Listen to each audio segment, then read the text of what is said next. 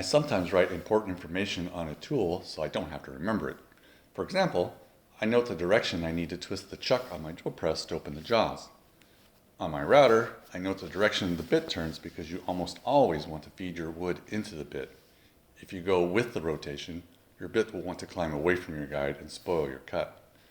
On my old table saw, I had a spot to draw a line where the blade will cut. It's the yellow circle. I use it for cuts that don't need to be very accurate. For my circular saw, I put the distance from each edge of the sole plate to the blade. That way I know how much I need to adjust my measurements when I mark for a cut. To do this, make 2 cuts, one for aligning each side of the sole plate to a saw guide, and then measure the distance from the saw guide to the cut. Thanks for watching, like and subscribe, and I'll see you in the next video.